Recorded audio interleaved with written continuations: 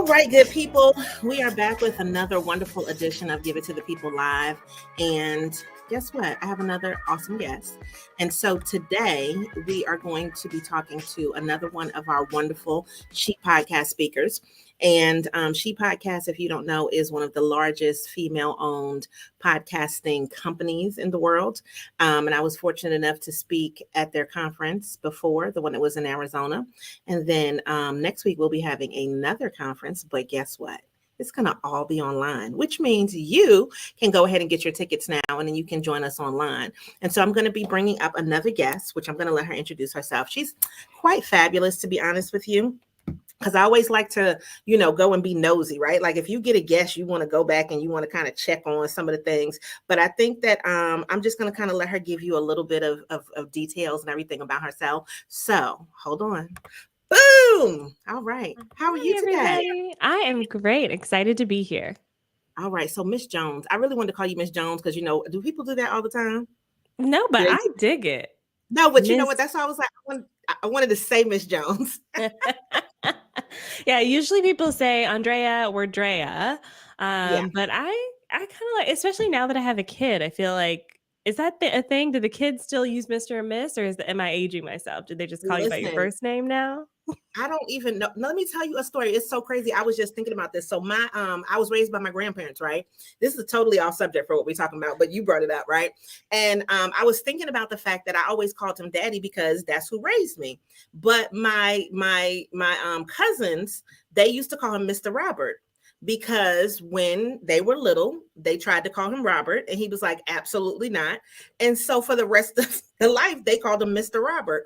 And it was just like, it was weird. But then I thought about the fact of it was just a sign of respect. So yes. And I don't think the kids even know, some of them, about respect now. So let's just hope that they call you a nice word. Yes, for sure. For sure. Yes. Now, let me tell you why I was excited, because when I see other people that do social media and do strategy and just how they do things differently, that's one of the things. So I really haven't interviewed that many people that do social media strategy and marketing. So tell me a little bit about your business. Yeah, so I started the business in 2014, was doing all of the things. I have a background in English literature. I did work at a marketing agency as an intern. It was an SEO agency. But then found myself needing to freelance. I moved from the US to Canada. And so I just started freelancing, doing everything that I could think of. Landed on social media because honestly, I love it. When I worked in hospitality, I was on the social media team. And this is 2014, right? So it's not everyone is familiar with, how to use Facebook for business at that point. So I was built my business as a freelancer, started as a freelancer, built it from there. Today we have an agency, so we offer done for you services. So She Podcast is our client, for instance. So when you look at their social media, the Facebook group especially, or anything there, my team is helping them manage all of that. And then we also have our program in the Savvy Social School for people who want that extra level of support and keeping up with all of the updates, getting templates and swipe files and all of that goodness. So that's my business in a nutshell. And I love it. And I mean, that's why I say, when I think about it, people will say, oh, do you know somebody else that does something? And I'm like, everybody doesn't do things the same way. And so when you kind of think about how people, want to do things, and I'm just going to be completely 100% honest, I am in the transition phase. People keep wanting you to do things for them. So when you talk about the done for you, I think sometimes people don't realize how much energy and effort it takes to create a brand, to create this marketing campaign, to create this pitch. Like, it's a lot of work that goes into it. And sometimes you get people who don't really understand all of the nuances that happen with social media. And so I just really want to ask you, with things changing and moving so rapidly, have you been finding more people asking you things about AI? And, that's one of the things that I think is interesting because, if you don't tell it the right things, it's not going to give you what you need. So what has been your take on AI and how it's been influencing your business? Yeah. So at first, when I heard about AI, specifically ChatGPT, I was scared. Like Really? many marketers, I was like, it can do what now? So Mm-hmm. I was really nervous about it and didn't even want to try it at first, kind of resisted. But I do think part of my job as a marketer is to understand these tools. So I went into it just trying to understand what other people were raving about it. And then I fell in love with it too. But just like you said, if you don't know how to talk to the robot doesn't know how to talk back to you. And it is a people pleaser. Like that little Mm-hmm. AI guy, he's like, Yes. "Ooh, I'm going to try to give you something, anything to answer your question." And if you don't ask the right questions, it won't give you something specific enough. Uh-huh. So I like to use it for ideas. Okay. So if I have a post that worked really well, I'll say, okay, hey, ChatGPT, I made this post. It worked really well. I want to do more posts like this. Give me some ideas. So I'll Mm-hmm. give it the exact post and then it'll give me some ideas. And then usually it can spark something and I'll go from there. Or I use it to help me think of something differently. So, hey, ChatGPT, I'm writing this post. I tend to skew positive, right? So I'll say, Mm-hmm. I'm writing this post, but it's like really positive. What am I not thinking about? What are the questions? What are the concerns that someone may have about this? So then it'll Mm-hmm. give me some more ideas. So I use it to spark my ideas and my creativity. If I Mm-hmm. ask it to write a whole caption, that caption comes out bland as all get out. And so I wouldn't Mm-hmm. recommend it for, direct copy, but it is so good for idea generation and things Yeah. outside of business too. Last night I said, I have some ground turkey and some black beans. What can I make with this? You better get a recipe, girl. Yes. Oh, wow. Did it tell you to make like a burger or something like that? What did it tell you to make? Yes. It It told me did? to make the chili, which I wouldn't have thought chili with Oh, ground yeah. turkey and black Yeah. beans. But yeah, That's I because we made the default chili. to beef. But yeah, no, that's awesome. I mean, I just really like that. And then it seems like, with the way that you do things, when you say agency, um, can you kind of go over a little bit of your creating that done for you stuff, right? Yeah. Which means the same way as Chat GPT gives you those ideas, the people don't really need the ideas per se, right? Like they come, here is the things that we have, and then you can just take it and run wild. What made you kind of choose to go in that direction?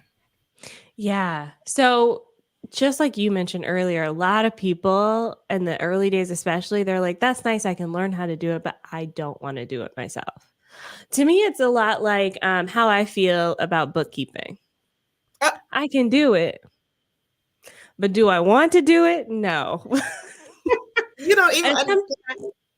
The creative in me felt that in my core being. You know what I'm saying? Yes, yes. Mhm. Yes. So the people who are my best clients, they like, recording their podcasts. They like making their YouTube videos. They like blogging, writing their newsletters. But when it comes to social media, they're just creatively tapped out at that point. So they Mhm, put their energy into the larger, more conceptual concept pieces. And then my team and I come in and we study those and then we post for them on social media. So to just make things up. I started off early days doing that. It's really hard to be creative. It ends up sounding like AI. But when my mhm, client has like a personal story on a podcast about a challenge they overcome, I'm turning that into a carousel post on mhm, Instagram. Or if they even guested on a podcast and they talked about how they started their business, I'm going to clip that out and turn it into a TikTok video. mhm. So we come in and we can be that social media arm of their business. And so that's what my team and I really, really love to do, taking that blend of like their personality and their personal brand and matching it with like the data and the science behind marketing on social media. I mean, I think that's an important thing because it is very easy. Like, and I told people, I said, listen, there are some things that people on the outside, right? They don't know all of the inside things. And I am very high functioning anxiety. So I'm like, oh God, I didn't do this by this time, right? And oh, I wanted to put this out by this time. And it's like nobody knows that but you, right? So since they don't know it, it's not like you're technically behind. You are in your mind, but not from anybody else's perspective. And people will say, oh my God, you do so much. And I'm just like, if I could really do all the things that I really wanted to do, like that would then give even more. Now, when Mhm. you do this as a full-time thing, what were you doing prior to, because you said you were working in marketing. What made you say, I'm going to turn this into a business? Yeah. So It's like a little bit of like a romance story. Ooh. So I was a YouTuber, but that was a side thing. I worked Uh-huh. at Marriott hotels, so I was a manager at the spa there. Prior to that, I was manager to like smaller spas in Atlanta. So I'm YouTubing. I do a collaboration with a guy. Uh-huh. We kept talking after. Uh-huh. We fell in love, Uh-huh. but we lived in two different countries. So I moved from Atlanta, Georgia to Toronto, Uh-huh. Canada to be with him. And so that move, once I moved, I was like, okay, I want to, provide for my family and support, or like help support. And so that's when I started freelancing. Uh-huh. So I mostly worked in hospitality, but at Marriott, I was on the social media team, and I was obviously doing it for myself, building my brand on YouTube. And so that was the catalyst for starting the freelancing side of the business. I Mhm. started off writing and doing video testimonials, kind of like UGC created content. Mhm. But I really fell in love with social media because it was repeatable. So someone would come to me and say, "Can you write this blog or can you write this website page?" And it was just like a one and done. But Facebook posts, they needed those every week. So Right. that's really why I started in social media. I was like, oh, this part of what I'm doing is repeatable. So I can say, let's get you on weekly billing, let's get you on monthly billing because we need this consistently. And that's really why I kind of like landed in that space initially. Mm. That's amazing. Okay, Toronto was one of the places on my list to visit. So this is just a side. How do you like being in Canada? So you're not like an expat. You just left us a little bit, and I'm sure you got the good universal health care up there. Yes, But ma'am. how is being in Canada? Because I think mostly everybody that I've interviewed is somewhere in the States still. So you Yeah. may be my first, like out of all of the she podcasters that I've interviewed, you may be, I think you are the first that's out of the country. Yeah. Yeah. I love it. Universal healthcare. Okay. Now the taxes are higher here and things Um, are more expensive.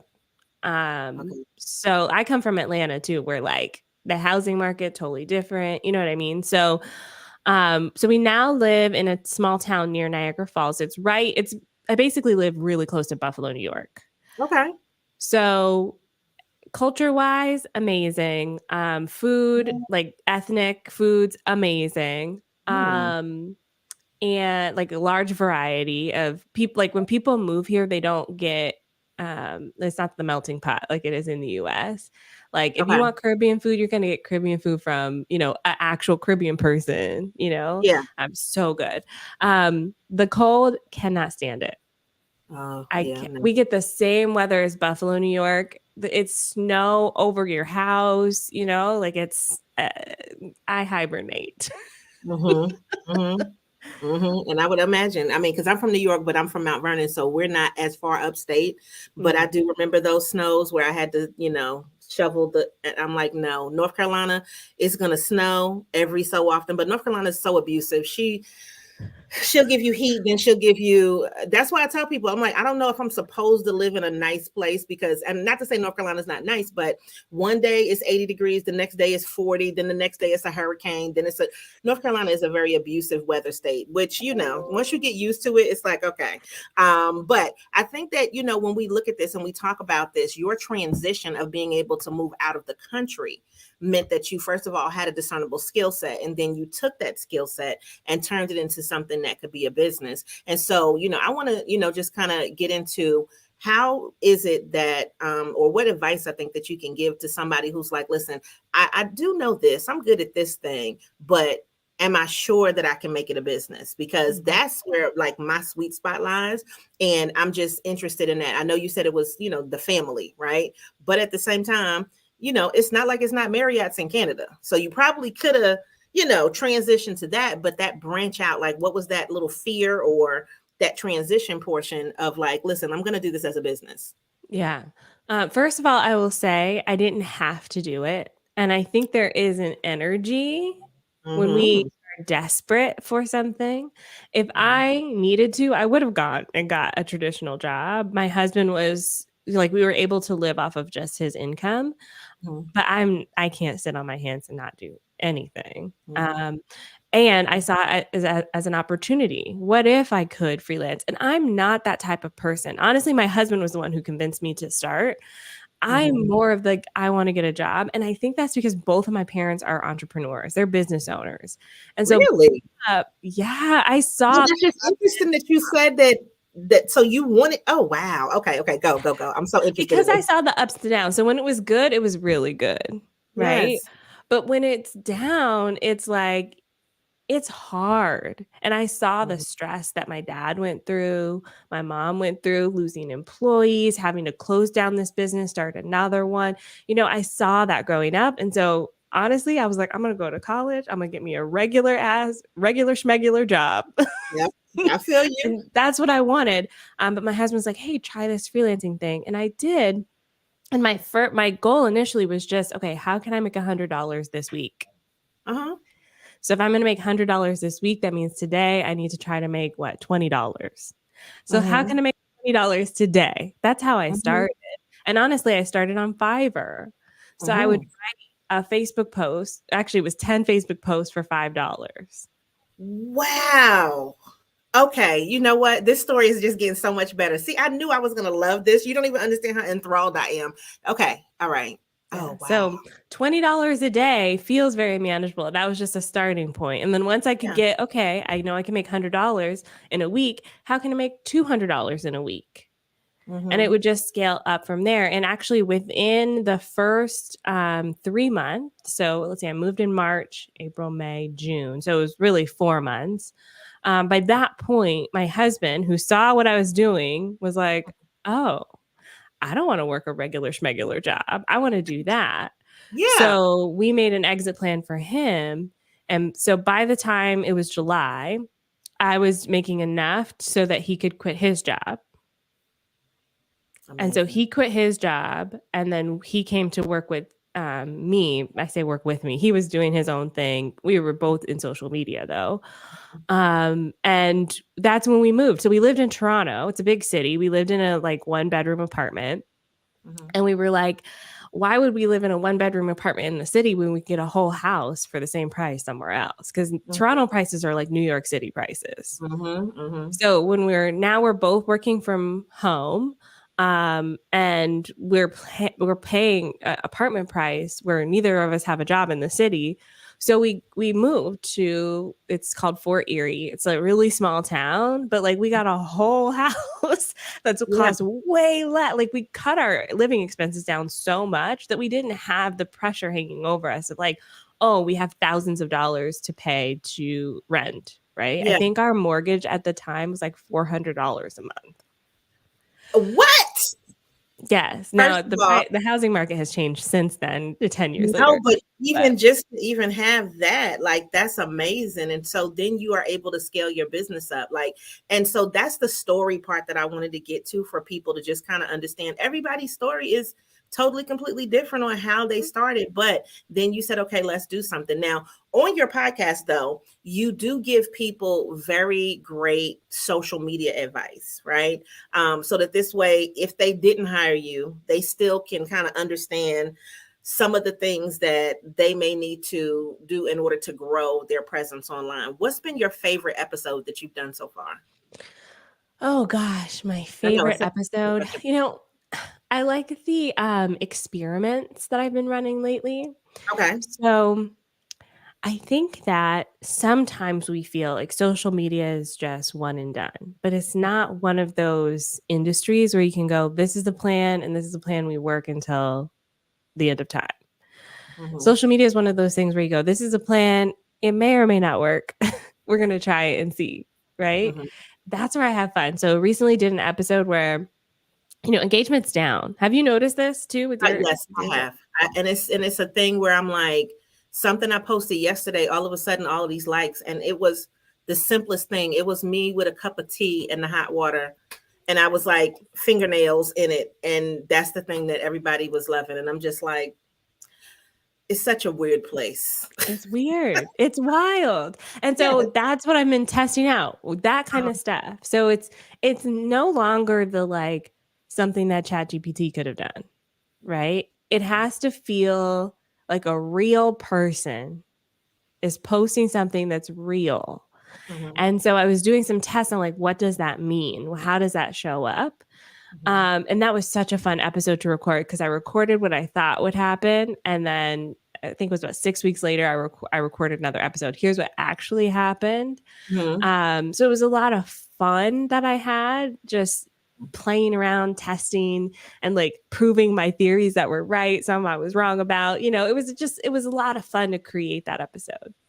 Yeah, no, because I noticed like with She Podcasts, with their marketing, I like it when you get a little bit more what word do I want to use? A little bit more brash, I guess, right? So, Yeah. because my podcast with Real Ass Affirmations, I cuss in every episode. So when you start to see some of the changes, but it's like that resonates with me. But I also like the educational aspect of things. So what would you say for people who are like, listen, I'm thinking about podcasting, or I have this business and I do want to market it. What are some, like, if you had a tip right now for people to just implement, whether they're already established or whether they're just starting, what's one tip that you would give them? Yeah. Use social media as a mirror. So I think Mhm. sometimes we want it to be a megaphone or we want it to be a filter. We want the Mhm. mirror to like put on that glamour filter and look better than we actually are in the moment. But that is a lot of work to keep up with, right? Mhm. It's a heavy lift. So the Yeah. people that I see winning at social media just show it like it is. If you're recording a podcast Mm. episode, turn your camera on and say, I'm recording a podcast episode. I love this one. I had a challenge with this one. Show what your podcast mic Mhm. looks like. Talk about if you're in the concept stage of the show, talk about your ideas. Here's what I'm thinking. Here's what I'm not. Here's what I'm struggling with. Ask questions. I think we want it to be like, here's the podcast, perfectly polished, everything's done. But people don't want to see that. Look, I'm so guilty of that. I'm gonna be honest with you. I am very guilty of um aesthetics. And Mhm. I don't know. It's just like, what I think? I think for me, I'm always like, I'm not gonna be on here with like puppy dog ears with the tongue sticking out and stuff like that. Cause I always think like, if well, not if, but when I die, I don't want you to ever have a picture that you could pick out and put on the news or anything. Because if you have, you seen these people, these young people now, with all of these things happening, and then everything's got a filter on it, like you said, or it's just, and I'm just like, no, I just want to be remembered as me. And so I have that I want it to be as good or as perfect as possible. And I know that sometimes causes you to not put stuff out. Yeah. So I like the fact that you said that. It's just kind of just show what's really going on. And I think that that's a great tip. Yeah, and you can still be polished. So there's a Mhm. polished imperfection that you can Mhm. show, right? So me, for instance, I usually have makeup on every day. Mhm. Sometimes I'll record videos without makeup if I happen to not wear makeup that day. But people sometimes they're surprised. They're like, "Oh, you glammed up for this call." I'm like, "Nope, this is just how this is just how I show up." Real Right? life. Yeah. I just Uh-huh. I just have makeup on usually. I like it. So Mhm. that's easier for me. If someone who doesn't wear makeup all the time feels like they have to glam up for social media, that's what I'm talking about. It's like now Okay. you're resisting because you're like, "Oh, I have to put on makeup today." If you're not a makeup girly, don't wear makeup. If you Mhm. are, show what you are. So I do think there is a polishedness to it that you can still be polished, but it's almost like reality TV. Like it's Mhm. unscripted. We like the drama, we like everything about it, but it's still not, you know, they're still Raw. showing it up. Yeah, it's not Yeah. raw, like it's still there's a polish to it. Okay. All right. I like that. So see, that's kind of the lane that I'm in, is I'm just like, if I'm gonna get on, I'm gonna look like somebody. You know what I'm saying? Like I'm just not gonna look like first thing in the morning with a crust in the eye. I'm just not gonna do that. So, it's kind of that thing of put yourself together, but I always want to, and I think maybe sometimes it's how you're raised, like, don't go out the house looking crazy. And that's Mhm. how I look at social media. So if people are saying, listen, I would love to come to your session, they're like, Drea, I love it. Miss Jones, I want to see what you're talking about. Give them a reason why they should come to your session. Yeah, so we're talking all about micro video funnels. Okay, so if you want to use TikTok, Instagram Reels, YouTube Shorts to increase your podcast listens, come to my Mhm. session. I've got real life examples with real people doing this, not celebrities, but like actual people. So we're gonna talk about how to use that to grow your podcast listeners.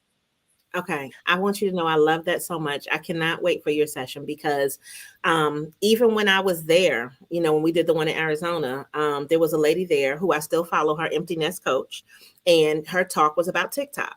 And I was like, oh my God, I love it. I'm going to use it and, all of that. And then I just don't use it as much. Now I watch it. I watch it so much. And I think that, and just tell me what your thoughts are about this. I wanted to find something not necessarily unique, but I wanted to find something specific to kind of focus on, because it seems like the people that are more successful on TikTok are kind of, this is a one lane, this is what you kind of get all the time kind of content. And so, I just go wild on Chisa. I just let her do whatever she wants to do. And then when it's my other thing, I focus on, this is the business stuff, right? And so, it was like, you do so many things, and I'm just thinking to myself, well, what do I want to focus on? Because I want to be able to give you that type of content over and over again, and my own little way about it. But I think that if anybody was scared to do TikTok, what would you say to them? Yeah. Well, I actually have a different thought than you because I do think you can land on something that works and do that over and over again. But in the Mhm. beginning, I think you should try everything. Mm. Try the different styles. So for me, for instance, lip syncing, I just can't do it. Something It's about not. it does not work for me, but I had Mhm. to try it to figure that out. Right. So I Okay. think some of it is I see your perfectionism showing up there where Uh-huh. you're like, I have to Uh-huh. find my box and stay in that lane. But initially, it's trying out everything, it's trying it out so Mhm. that you find what you like, and then also trying it Mhm. out so that you can test out what the algorithm likes. Right. Mhm. So mine is people like to see complaints about social media. I don't know what it Mhm. is. Everyone wants to see the complaining. It's not my natural instinct to complain about it, but if y'all want me to complain, I'll complain. Mhm. And so that kind of content works well for me, but I had to try it out first to Mhm. see if it works. So, and just talking head style videos, not dancing, not trends, not lip syncing, just me talking to the camera. Exactly. Yes. And that's exactly why I'm like, that is something that I know that I can thrive in that particular area. But I think this is one of those things where I have this saying. I'm gonna write this book. I've been using it for years, but Yes. cheeks in the seat, right? You have to put your cheeks in the seat and actually do it. And so no matter what, I think that, with this whole theme of our conversation today, it is find something and do that thing. And once you do that thing, then you can kind of figure out, what's going to work after it and how else, you can then make it your own. And I don't know. I just feel like that's an important thing, you know? Yeah. I love that. Mhm. Cheeks in the seat. I'll read it.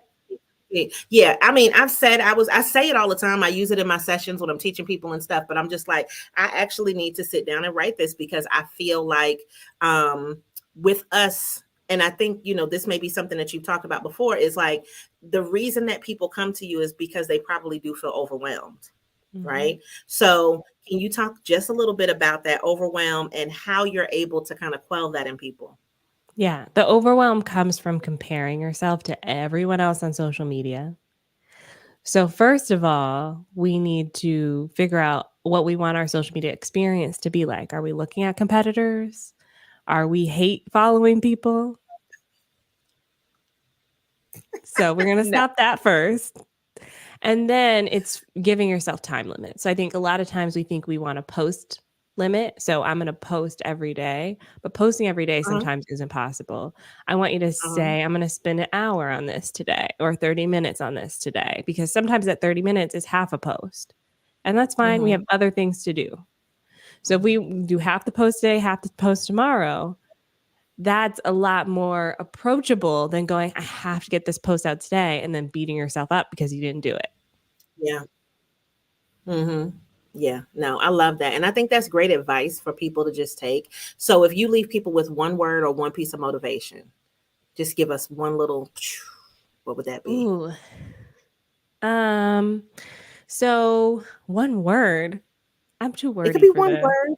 I mean, what you just said was really a great kind of ending, you know what I'm saying? But I figured if we kind of sum that up with like, okay, if it was one word, It would um, be boundaries.